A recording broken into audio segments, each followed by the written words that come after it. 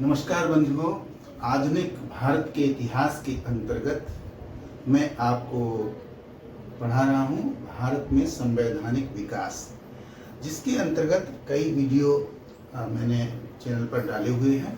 1773 ईस्वी के regulating act से लेकर के और 1908 ईस्वी के मार्ले मिंटो सुधार अधिनियम तक कई वीडियो पड़े हुए हैं जिन पर आप जानकारी हासिल कर सकते हैं। आज का जो हमारा टॉपिक है वो है मॉन्टेग्यू चेम्सफोर्ड सुधार अधिनियम। मॉन्टेग्यू चेम्सफोर्ड सुधार अधिनियम, इसी को भारत सरकार अधिनियम कहते हैं। 1919 ईस्वी, गवर्नमेंट ऑफ इंडिया एक्ट 1919। अब हमें ये समझना होगा कि आखिर ये जो अधिनियम लाया गया था, इस अधिनियम से पहले मॉन्टेग्यू चेम्सफोर्ड के द्वारा अध्ययन किया गया था भारतीय परिस्थितियों का, और उसके बाद उनके द्वारा जो सिफारिश की गई थी उसके आधार पर यह अधिनियम पारित किया गया था। एडविन मॉन्टेग्यू जो थे वो भारत के सेक्रेटरी ऑफ स्टेट थे, सचिव थे, जिसके कारण से वो भारत से जुड़े हुए थे और भारतीय परिस्थितियों को अच्छी तरीके से जानते थे।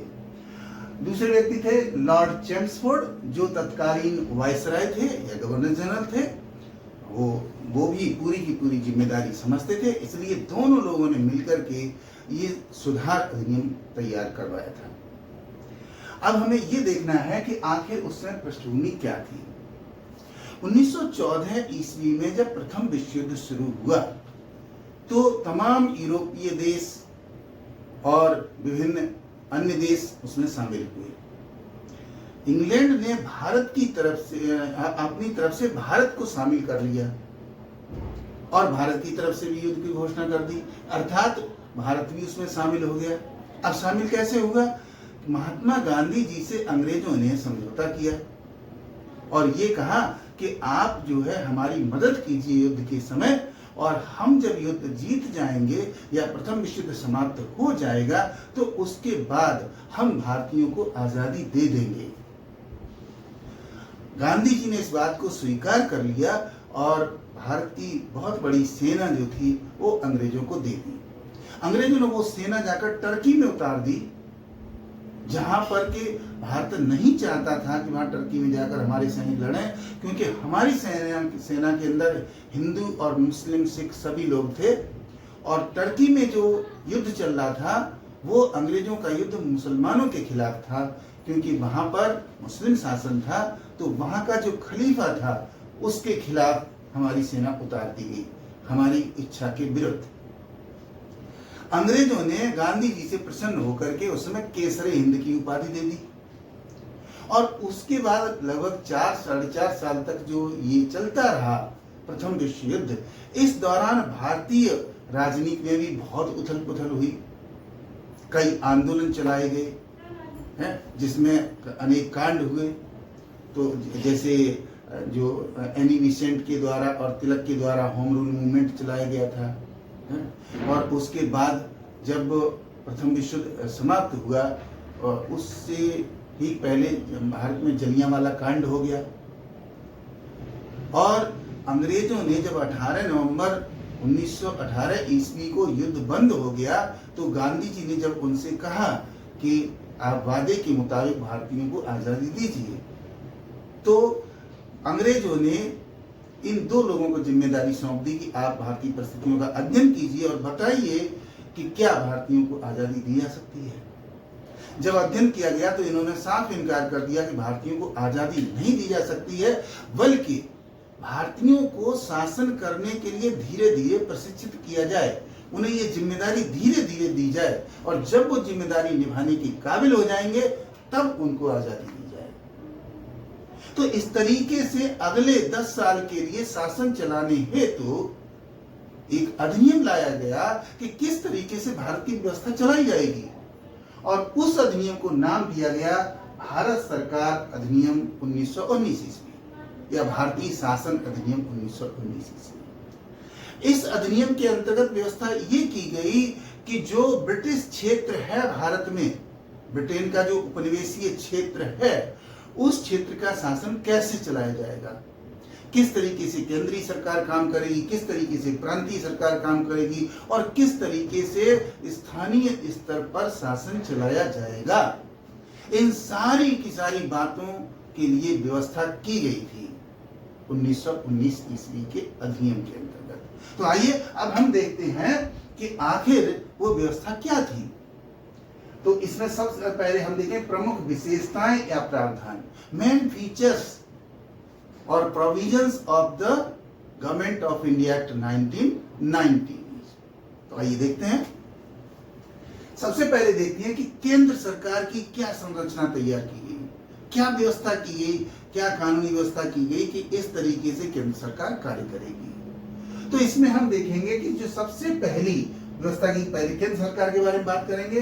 तो यहाँ पर कार्यकारिणी, जो एग्जीक्यूटिव बॉडी थी केंद्र सरकार की, वो किस तरीके से फंक्शन करेगी ये बताया गया।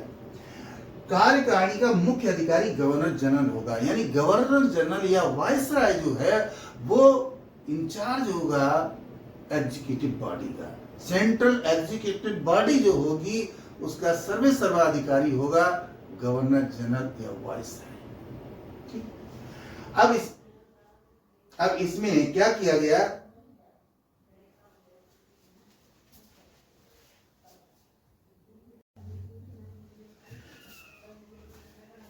तो गवर्नर जनरल जो था उसे मुख्य अधिकारी बनाया गया।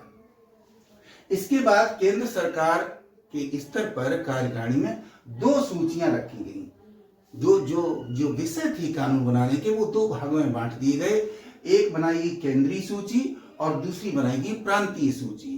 केंद्रीय सूची के जो विषय होंगे उन पर कानून बनाने का अधिकार और उनको एग्जीक्यूट करने का अधिकार जो होगा वो केंद्र सरकार का होगा, और जो प्रांतीय सूची होगी उस पर जो कानून बनाने का अधिकार होगा वो प्रांतीय सरकारों को होगा।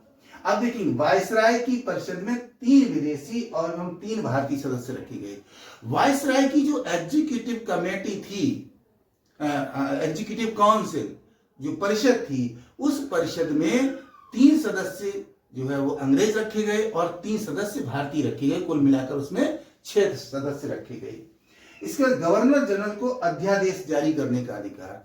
गवर्नर जनरल को यह अधिकार था कि जिस समय एग्जीक्यूटिव बॉडी वर्क नहीं कर रही है वो 6 महीने के लिए आदेश जारी कर सकता है, और वो आदेश जो है वो अध्यादेश कहलाएगा। वो पूरी की पूरी कानूनी ताकत उसके पास होगी। गवर्नर जनरल को विधेयक अस्वीकृत करने का अधिकार था, यानी जो एग्जीक्यूटिव बॉडी जो प्रपोजल पास कर रही है उसको गवर्नर जनरल उस पर अस्वीकृति व्यक्त कर सकता था अथवा उसमें संशोधन करवा सकता था, ये उसको पूरा अधिकार था। अब देखेंगे विधानमंडल, जो विधायिका थी, लेजिस्लेटिव बॉडी थी, उसके अंतर्गत क्या व्यवस्था बताई गई 1919 अधिनियम के द्वारा।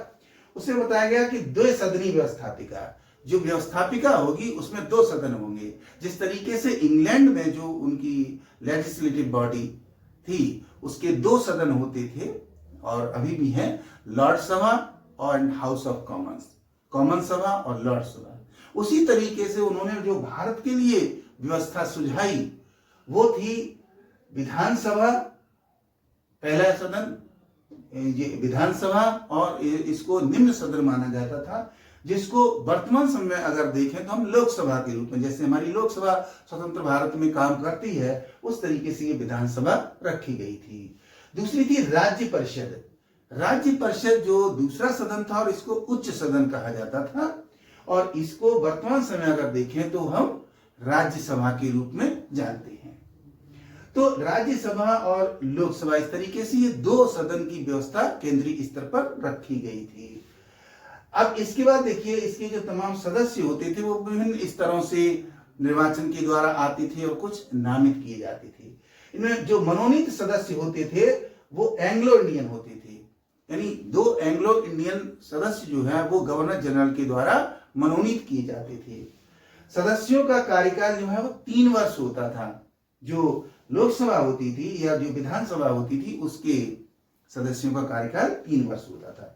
राज्य परिषद में केवल पुरुष सदस्य ही रखे जाते थे और इनका कार्यकाल 5 वर्ष का होता था। इनका कार्यकाल रखा गया 5 वर्ष का। और इसके बाद देखेंगे ये जो सदस्य थे इनको प्रश्न पूछने का अधिकार था, ये प्रश्न पूछ सकते थे, बजट इत्यादि पर बहस कर सकते थे। और इसके बाद देखेंगे जो बजट होता था उस बजट का 25% भाग ही मतदान के लिए रखा जाता था और शेष 75% जो है वो पहले से ही स्वीकृत मान लिया जाता था, वो मतदान के लिए नहीं रखा जाता था। दोनों सदन से विधेयक पारित होना बहुत जरूरी था। दोनों सदन से मतलब पहले उसको लोकसभा पारित करे या राज्यसभा पारित करे, लेकिन दोनों के द्वारा पारित होना चाहिए, विधानसभा या विधान परिषद के द्वारा। जब कोई भी विवाद हो विधान से संबंधित तो ऐसी स्थिति में संयुक्त बैठक बुलाई जाती थी और फिर संयुक्त रूप से मतदान करवाया जाता था कि वो विधेयक पारित होना चाहिए अथवा नहीं होना चाहिए। इसके बाद गवर्नर जनरल जो था उसको अंतिम अधिकार प्राप्त था कि वो किसी भी विधेयक को रोक सकता है और अंतिम हस्ताक्षर उसी के होते थे, अथवा वो वापस भेज सकता है व्यवस्थापिका में पुनर्विचार के लिए। ये पूरा का पूरा अधिकार गवर्नर जनरल या वाइसराय को होता था।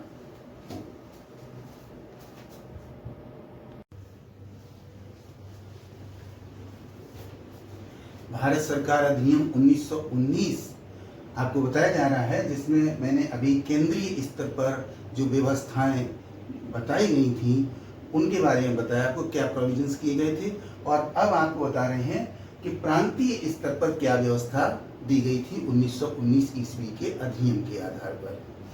तो इसमें प्रांतीय स्तर पर जो कार्यकारिणी बनाई गई थी, जो एग्जीक्यूटिव बॉडी बनाई गई थी, उसमें द्वैध शासन प्रणाली को लागू किया गया था। द्वैध शासन प्रणाली का तात्पर्य यह था कि प्रांतीय स्तर पर जो प्रांतीय सरकार होगी वो अपने पूरे प्रांत में व्यवस्था को देखेगी और उसमें केंद्र सरकार जो है वो निर्देश देगी, यानी केंद्र सरकार के डायरेक्शन में ही प्रांतीय सरकारें कार्य करेंगी। इसलिए इसको द्वैध व्यवस्था का नाम दिया गया।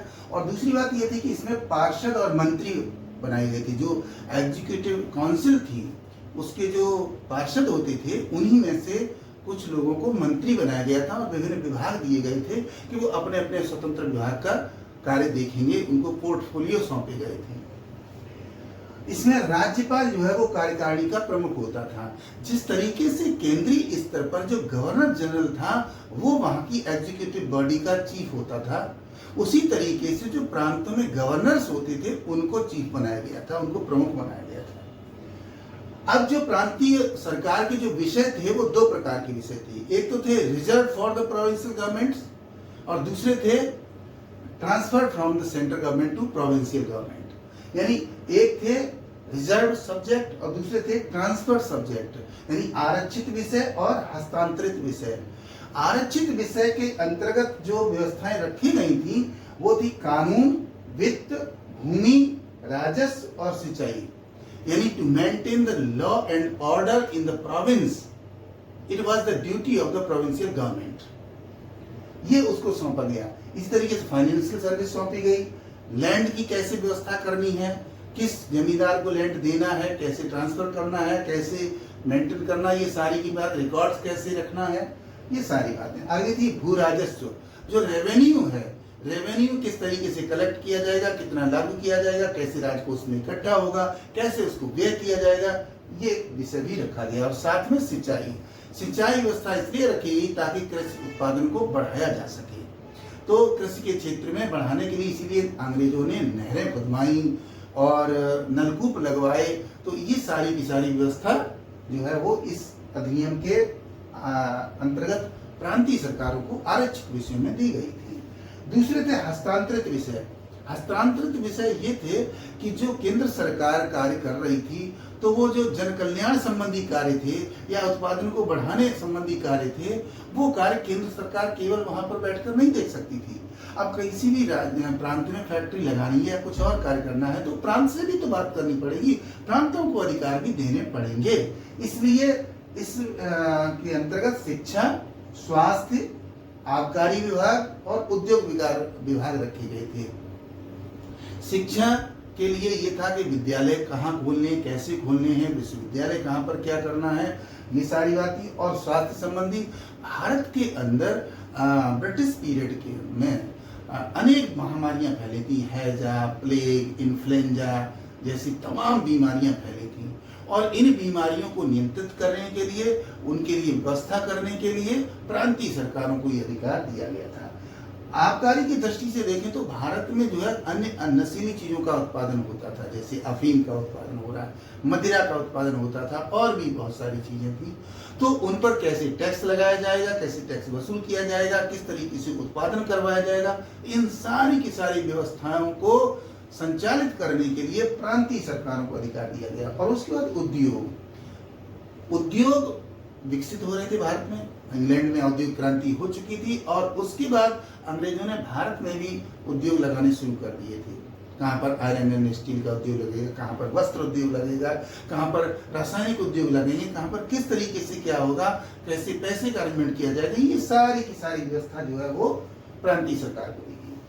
अगर मंत्री जनता के प्रति उत्तरदायी होते थे, जो मंत्री बनाए गए एग्जीक्यूटिव बॉडी में वो जनता के प्रति रेस्पॉन्सिबल होते थे, जनता की बातों को सुनते थे, सरकार के समक्ष रखते थे और उससे संबंधित कानून बनवाकर उनको लागू करवाते थे। राज्य सचिव और गवर्नर को हस्तक्षेप का अधिकार। राज्य स्तर पर जो गवर्नर होता था और सेक्रेटरी ऑफ स्टेट होता था, उन दोनों को अधिकार था कि इस एग्जीक्यूटिव बॉडी के कार्यों में वो हस्तक्षेप कर सकते थे। आवश्यकता पड़ने पर जो पारित कानून होते उनमें संशोधन करवा सकते थे या उन पर रोक लगवा सकते थे।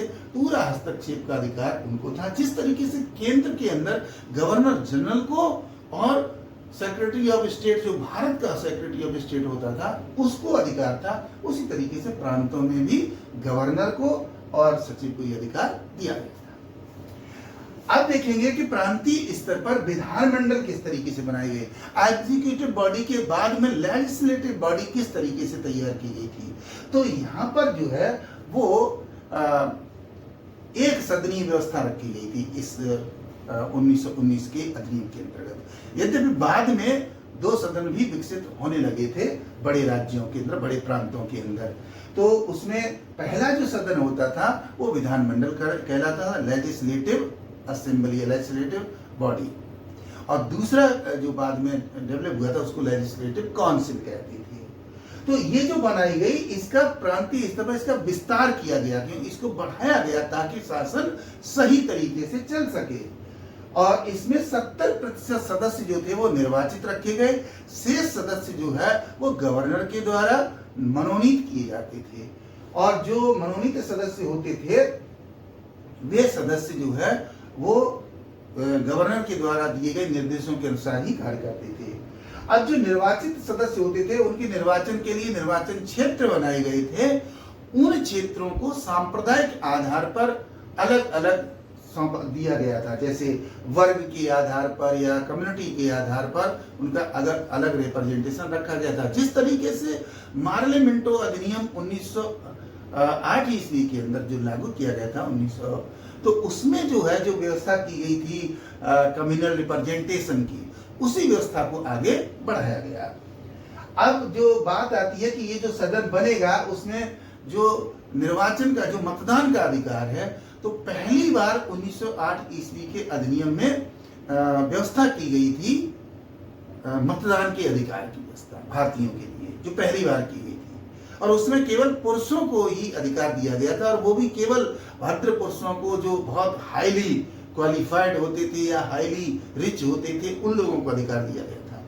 अब जो है इसी तरीके महिलाओं को भी अधिकार दिया गया, लेकिन ये महिलाओं की संख्या बहुत ही कम थी और सभी को नहीं बल्कि केवल भद्र महिलाओं को अधिकार ये दिया गया।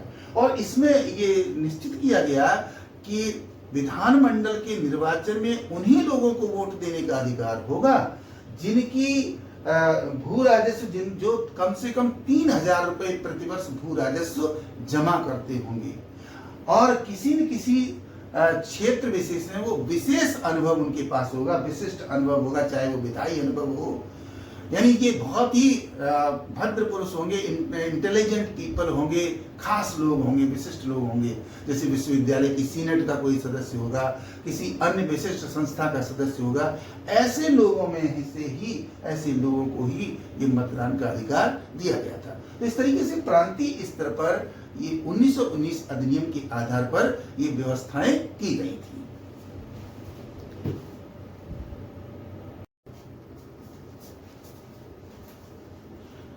आइए अब बात करते हैं भारत सरकार अधिनियम 1919 या गवर्नमेंट ऑफ इंडिया एक्ट 1919 की कुछ और महत्वपूर्ण बातों की, कि प्रमुख महत्वपूर्ण तथ्य इसके क्या हैं। अभी तक मैंने आपको बताया है कि किस तरीके से केंद्रीय स्तर पर और प्रांतीय स्तर पर विधायिका और कार्यपालिका की व्यवस्था की गई थी।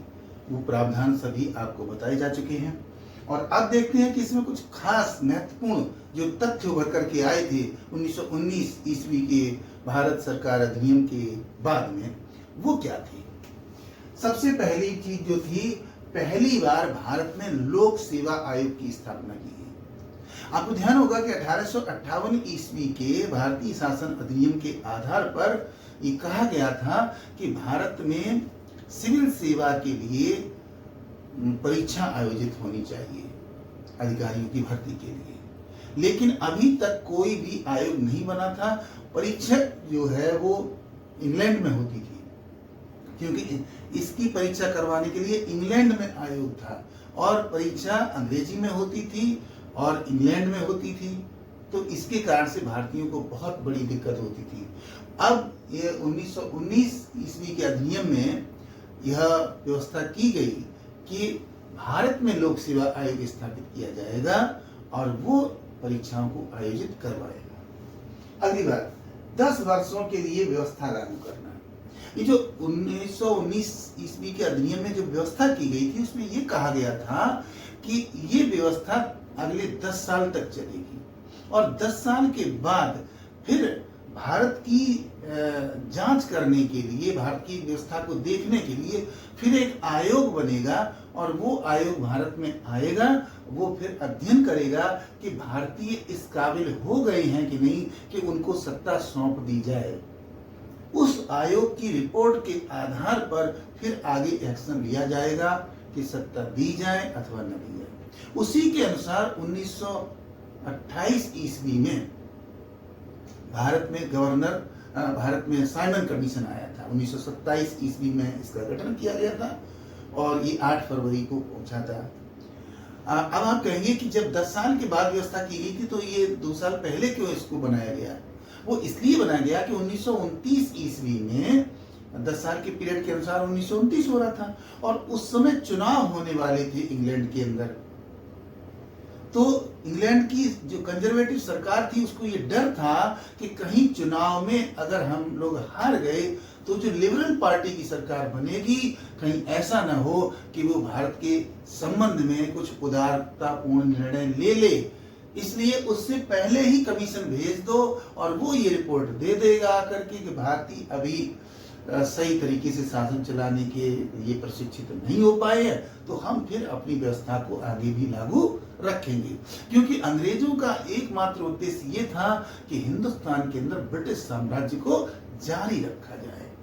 तो इसलिए ये जो व्यवस्था की गई थी वो 10 साल के लिए की गई थी। अब आगे, लंदन में भारत के उच्चायुक्त का कार्यालय, और जो महत्वपूर्ण बात उभर करके आई थी, वो एक हाई कमिश्नर बनाया गया था और उसका कार्यालय लंदन में बनाया गया, जो कि एक्सटर्नल अफेयर्स को देखेगा, वैदेशिक मामलों को देखेगा, बाह्य मामलों को देखेगा और उनके बारे में निर्णय लेगा कि भारत को अपने बाह्य क्षेत्रों में क्या करना चाहिए और क्या नहीं करना चाहिए। इसके बाद अगली बात देखिए, एकात्मक के साथ संघात्मक ढांचा प्रस्तुत किया गया।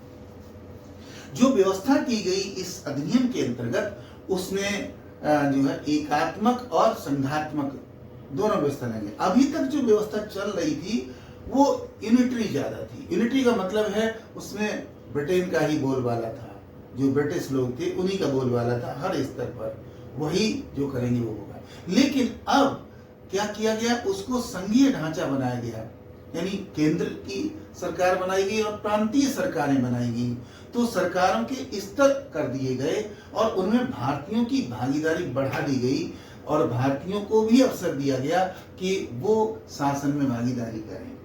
तो इसके साथ ही क्या हुआ, भारतीयों की भागीदारी में वृद्धि, भारतीयों की भागीदारी बनी, मताधिकार का अधिकार में विस्तार हुआ और विभिन्न पदों पर नियुक्तियां भारत की होने लगी, परिषद में भारतीय लोग जाने लगे। तो इससे क्या हुआ, इससे डिसेंट्रलाइजेशन ऑफ पावर्स जो है, शक्तियों का थोड़ा थोड़ा विकेंद्रीकरण होने लगा और वही विकेंद्रीकरण संघात्मक ढांचे का स्वरूप बनकर के उभरता है। अगली बात, मताधिकार का विस्तार। जिस मताधिकार की व्यवस्था 1908 ईस्वी के मार्ले मिंटो सुधार अधिनियम में लागू की गई थी, उसी व्यवस्था को और अधिक बढ़ाया गया, मताधिकार दे दिया। अब महिलाओं को भी मताधिकार दिया गया और जो पुरुषों को दिया गया उसमें भी वृद्धि कर दी गई। लेकिन उसमें खास बात यह थी कि वो सभी लोगों को न देकर के कुछ विशिष्ट लोगों को, जिनकी आय का स्तर देखा गया, जिनकी योग्यता का स्तर देखा गया, जिनके प्रभाव का स्तर देखा गया, उस आधार पर ये मताधिकार का जो विस्तार था वो किया गया था। अगली बात है, सीटों का आधार ब्रिटिश है। जो सीटें निर्धारित की गई थी, उन सीटों के पीछे जो सिद्धांत था, जो अप्रोच थी, वो क्या थी कि उसमें ये था कि न तो जनसंख्या देखा गया कि किस प्रांत की जनसंख्या ज्यादा है, किसकी कम है, न ही क्षेत्र देखा गया कि क्षेत्र कितना बड़ा है, छोटा है, वो कुछ नहीं देखा गया।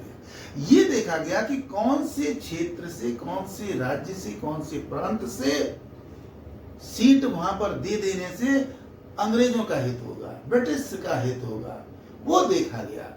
उसमें भारतीय हितों को नहीं देखा गया कि भारत जनसंख्या के आधार पर किया जाता या क्षेत्र विस्तार के आधार पर किया जाता या कोई और ऐसा आधार रखा जाता जिससे भारतीयों का कल्याण होता, वो नहीं।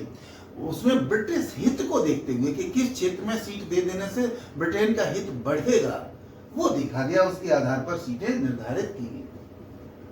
अब क्या हुआ, गवर्नर जनरल जो था, गवर्नरों को और केंद्रीय स्तर पर गवर्नर जनरल को और प्रांतीय स्तर पर गवर्नरों को असीमित अधिकार दे दिए गए, जिससे क्या हुआ कि संघात्मक ढांचा विकसित होने के साथ साथ क्या हुआ, एकात्मकता ही हावी रही। जो यूनिटरी पावर थी वो ज्यादा शक्तिशाली थी, लिहाजा इसका विरोध भी किया गया। तो इसका जब भारतीयों के द्वारा विरोध किया गया और कुछ भारतीयों ने भी तो जो परिषद के सदस्य थे या अन्य विभिन्न पदों पर थे, उन्होंने इस्तीफा तक दे दिया था। और इसका परिणाम ये निकला कि भारत में राजनीतिक चेतना का विकास तेजी से होने लगा। लोग सोचने के लिए मजबूर हो गए कि आखिर अंग्रेज कर क्या रहे हैं, इन्होंने क्या वादा किया था और क्या कर रहे हैं हमारे साथ। अगली जो बात थी वो कि भारत में आंदोलनों में तेजी आई। भारत में जो आंदोलन चल रहे थे ब्रिटिश सरकार से विभिन्न प्रकार के अधिकार प्राप्त करने के लिए, व्यवस्था को सही करवाने के लिए, उन आंदोलनों में तेजी आई। 1918 में जब प्रथम विश्व युद्ध समाप्त हो गया तो उसके बाद गांधी जी ने अंग्रेजों से सवाल किया कि भाई आपने हमसे वादा किया था कि विश्व युद्ध के बाद हम भारतीयों को स्वतंत्रता दे देंगे, लेकिन आपने तो ऐसा किया नहीं। तो अंग्रेजों ने इस अधिनियम को लाए थे। वो गांधी जी इससे नाराज हो गए और उन्होंने वो उपाधि वापस कर दी जो अंग्रेजों ने दी थी, केसरी हिंद की उपाधि। केसरी हिंद की उपाधि उन्होंने नाराज होकर वापस कर दी और अंग्रेजों के खिलाफ तुरंत आंदोलन शुरू कर दिया और उस आंदोलन का नाम था खिलाफत आंदोलन। खिलाफत आंदोलन वास्तव में टर्की में चल रहे खलीफा आंदोलन के समर्थन में किया गया था। तो भारत में आंदोलन में तेजी हो गई और उसके बाद फिर गांधी जी ने यह निर्णय लिया कि अब हम अंग्रेजों का साथ नहीं देंगे और जनता से अपील की कि आप भी अंग्रेजों का साथ मत दीजिए। गांधी जी की इस अपील पर वकीलों ने वकालत छोड़ दी, अध्यापकों ने पढ़ाना छोड़ दिया, छात्रों ने कॉलेज जाना छोड़ दिया, व्यापारियों ने अपने व्यापार कम कर दिए। जहां से भी हो सकता था वहां से अंग्रेजों को सहयोग देना कम कर दिया और ये जो आंदोलन चलाया गया उसको नाम दिया गया असहयोग आंदोलन। लगभग 2 वर्ष तक चला और बाद में बंद हो गया था। तो कहने का मतलब ये है कि 1919 ईस्वी के अधिनियम के लागू हो जाने के बाद भारतीय बहुत नाराज हो गए थे और आंदोलनों में तेजी आ गई थी। और उसके बाद देखेंगे जो अगले 10 साल का पीरियड निश्चित किया गया था, उस दौरान जो है स्वराज आंदोलन चला, मोतीलाल नेहरू जी ने आंदोलन चलाया, देशबंधु चित्तरंजन दास ने आंदोलन चलाया। बाद में जब कमीशन आने वाला था तो लाला लाजपत राय ने उसका विरोध किया, तमाम भारतीयों ने विरोध किया, साइमन गो बैक के नारे लगाए। ये सारी की सारी घटनाएं हुई क्योंकि अंग्रेज निरंतर ब्रिटिश साम्राज्य को मजबूत करना चाहते थे हिंदुस्तान के अंदर। भले ही उन्हें कुछ सुविधाएं हिंदुस्तानियों को देनी पड़े, लेकिन उनका साम्राज्य रहना चाहिए। तो इस तरीके से तमाम परिवर्तन हुए थे 1919 ईस्वी के अधिनियम के आधार पर। जो अधिनियम ये 1928 तक लागू रहा और बाद में तमाम उथल पुथल हुई। और फिर जब साइमन कमीशन आया, उसने अपनी रिपोर्ट प्रस्तुत की, उसके बाद नेहरू जी की अध्यक्षता में एक कमेटी बनाई गई थी, उसने अपनी रिपोर्ट प्रस्तुत की और फिर गांधी जी ने आगे आंदोलन चला दिया था, नमक आंदोलन। तो इस तरीके से ये व्यवस्था जो 1919 ईस्वी के अधिनियम के अंतर्गत की गई थी, उसकी जानकारी आप तक पहुंचाई गई है। उम्मीद करता हूं जानकारी आपको अच्छी लगी होगी। अगर जानकारी अच्छी लगी है तो वीडियो को लाइक और शेयर करना मत भूलिए। और हाँ, यदि आपने अभी तक हमारा चैनल सब्सक्राइब नहीं किया है तो सब्सक्राइब कर लीजिए। ऐसे ही महत्वपूर्ण विषयों पर आपके लिए एक से एक बढ़िया विषय सामग्री हम लाते रहेंगे। तब तक अध्ययन करते ही रहिए। Good luck, goodbye, thank you very much.